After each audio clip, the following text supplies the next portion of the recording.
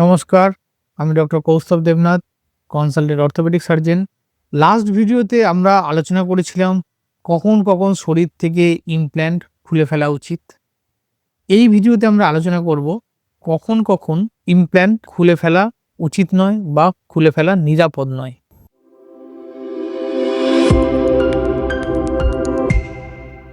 Implant লাগানো হয়েছিল যাতে হাড়টা সঠিকভাবে জোড়া ইউনিয়ন হয়। তাই কখন খোলা উচিত নয়, যতক্ষণ অবধি হাড় না জুড়বে ততক্ষণ অবধি আমাদের অপেক্ষা করতেই হবে। বিভিন্ন বোনের ক্ষেত্রে সেটা বিভিন্ন সময় হতে পারে। ছোট বোন বা হাড়ের শেষ প্রান্তে তাড়াতাড়ি জুড়ে যায়, সেক্ষেত্রে তাড়াতাড়ি খোলা যায়। ছোট বাচ্চাদের তাড়াতাড়ি জুড়ে যায়, তাড়াতাড়ি খোলা যায়। বড় হাড়ের ক্ষেত্রে সময় বেশি লাগে। তাই বিভিন্ন সময়ে যতক্ষণ অবধি হাড় জুড়বে ততক্ষণ অবধি ইমপ্ল্যান্টটাকে খোলা যাবে না, এবং হাড় শুধু জোড়ায় নয়, জোড়ার পরেও কিছুদিন আরও অপেক্ষা করা উচিত হাড়কে মডেলিং রিমডেলিং হওয়ার, ম্যাচিওর হতে টাইম দেওয়ার। এমনকি ইনফেকশন হলেও যতক্ষণ না হাড় জুড়বে ততক্ষণ অবধি নর্মালি আমরা ইমপ্ল্যান্ট ব্যবহার করি না, যদি না একদম ফ্র্যাকচার সাইডে ইনফেকশন থাকে।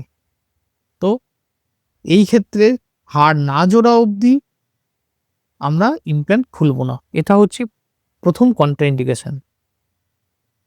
2 নম্বর ক্ষেত্র যেখানে নর্মালি আমরা ইমপ্ল্যান্ট খুলতে ডিসকারেজ করি, সেটা হচ্ছে হাঁটুর পেছনের দিকে বা গোড়ালির পেছনের দিকে বা পেলভিসের মধ্যে। কি হয়, যখন আমরা একটা সার্জারি করি তখন কোনটা স্কিন, কোনটা ফাসা, কোনটা মাসল, কোনটা টেন্ডন, কোনটা নার্ভ, আর্টারি, ভেন, এগুলো আলাদা আলাদা করে বোঝা সম্ভব। অ্যানাটমিটা তখনও ডিস্টর্টেড থাকে না। কিন্তু অপারেশন করার পরে সেখানে প্লেট স্ক্রু লাগিয়ে চলে আসার পরে 2 বছর 3 বছর পরে সেই জায়গাটার চরিত্র বদলে যায়। তখন একটা ফাইব্রোসিস বলে জিনিস হয়। জিনিসটা অনেকটা সোজা বাংলা ভাষায় বলতে গেলে বোনের সাথে চিপটে যায়, চিটে হয়ে যায়। তখন অপারেশন করতে গেলে কোনটা আর্টারি, কোনটা নার্ভ, সেটাকে বাঁচিয়ে সেই জায়গায় পৌঁছানো সম্ভব হয় না। বা মাসলকে টান দিলে হয়তো তার সাথে একটা নার্ভেও টান পড়ে গেল, ইনজুরি হতো, একটা আর্টারিতে ইনজুরি হয়ে গেল। তো এই ধরনের ক্ষেত্রে, এই ধরনের যেমন যেটা বললাম আমি, পেলভিসে, হিপ জয়েন্টের কাছে, স্পেসিফিক্যালি নিয়ের পেছন দিকে, অ্যাঙ্কেলের পেছন দিকে, এইসব জায়গায় আর্টারি বা ভেনের খুব কাছেই ইমপ্ল্যান্ট থাকে। সেক্ষেত্রে আমরা ইমপ্ল্যান্ট খুলতে ডিসকারেজ করি। খুব প্রয়োজন না পড়লে নর্মালি আমরা সেটা করি না। 3 নম্বর হচ্ছে সার্জারি অনেক বছর আগে হয়ে গেছে, পেশেন্টের কোনো প্রবলেম নেই, হাড় জুড়ে গেছে, এতই বছর আগে হয়েছে যে আমি নিজেও শিওর নই যে তার উপরে হয়তো একটা বোনের আস্তরণ পড়ে গেছে, হয়তো অত সহজে ইমপ্ল্যান্টটা বেরোবে না, অথচ পেশেন্টের কোনো প্রবলেম নেই, হয়তো মেটালটা এমন আছে সেটাও এমআরআই কম্প্যাটেবল।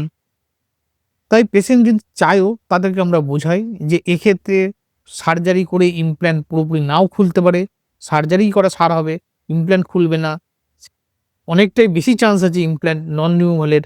সেক্ষেত্রেও ইমপ্ল্যান্ট না খোলাই উচিত, এটাই আমরা পরামর্শ দিয়ে থাকি। চতুর্থ হচ্ছে যে কোনো ইমপ্ল্যান্ট খুলতে গেলে স্পেসিফিক কিছু যন্ত্রপাতি লাগে, ইনস্ট্রুমেন্ট লাগে। প্রতিটা ইমপ্ল্যান্টেরই কোম্পানি আলাদা, তার ডিজাইন আলাদা। যদি কোনো ইমপ্ল্যান্টের কোন কোম্পানি সেই ডিটেলস অ্যাভেলেবেল না থাকে, তাহলে হয়তো স্পেসিফিক্যালি সেই ইমপ্ল্যান্টটা খোলার জন্য যে যন্ত্রটা, ইনস্ট্রুমেন্টটা দরকার, সেটা আমার কাছে নাও থাকতে পারে অপারেশন টেবিলে। ফলে ইমপ্ল্যান্ট খুলতে গিয়ে ফেলিওর হওয়ার সম্ভাবনা বেশি। তাই সেক্ষেত্রে ইমপ্ল্যান্ট ডিটেলস যদি না থাকে কোন কোম্পানির ইমপ্ল্যান্ট, তাহলে সেক্ষেত্রে আমরা ডিসকারেজ করি ইমপ্ল্যান্ট খোলার জন্য। আরেকটি ক্ষেত্রে দেখা গেছে, ধরুন একটা কোম্পানি, লিডিং কোম্পানি, সে একটা কিছু মেটাল প্লেট বা রড বা কিছু এখন বাজারে চলছে, কিন্তু আজ থেকে 10 বছর 15 বছর পরে দেখা গেল সেই কোম্পানিটা আর জিনিসপত্র দেয় না, অথবা কোম্পানিটার বিজনেস নেই। অর্থাৎ ওই ইমপ্ল্যান্টটা খুলতে গেলে ওর জন্য যে সাপোর্টিভ ইনস্ট্রুমেন্ট সিস্টেমটা, সেটা অ্যাভেলেবেল নেই। সেক্ষেত্রেও যদি অন্য কোনো ইমপ্ল্যান্ট ইনস্ট্রুমেন্টের উপর ভরসা করে ইমপ্ল্যান্ট খুলতে যাওয়া হয়, তাহলে একটু বিপদ ঘটতে পারে, সেক্ষেত্রেও ইমপ্ল্যান্ট নাও খোলা যেতে পারে। তো এই ব্যাপারগুলো মনে রাখা দরকার। একটা তথ্য দিতে চাই, আমাদের সমস্ত রকম চেষ্টা করা সত্ত্বেও, ধরুন ইমপ্ল্যান্টের আপনি টাইমে ইমপ্ল্যান্ট খোলা হচ্ছে, ইমপ্ল্যান্ট কোম্পানির ডিটেলসও অ্যাভেলেবেল আছে, সেই কোম্পানির ইনস্ট্রুমেন্ট যেটা আছে সেটাও থাকে। তা সত্ত্বেও 5-10% এরকম পাওয়া যায় যে সমস্ত চেষ্টা করা সত্ত্বেও ইমপ্ল্যান্ট খোলা যায় না বা সম্পূর্ণভাবে খোলা যায় না। কিছুটা বেরোলো, কিছুটা বেরোলো না। পার্শিয়াল ইমপ্ল্যান্ট রিমুভাল বলা হয় এক্ষেত্রে।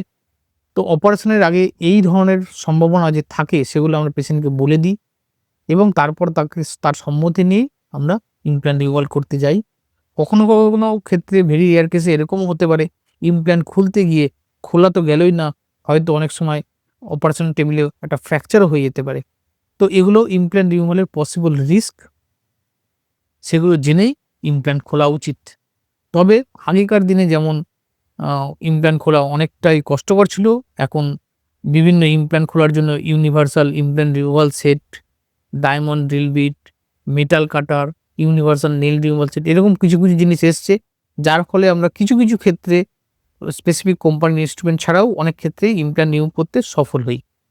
তাই রিমুভ করার আগে আপনার ডক্টরের সাথে ভালোভাবে ডিসকাস করে নিন। তার অ্যাডভান্টেজ, ডিসঅ্যাডভান্টেজ, প্রোস, কনস সব জেনে নিন। জেনে তবে ইমপ্ল্যান্ট রিমুভাল যদি দরকার পড়ে নিশ্চয়ই করাবেন। নমস্কার।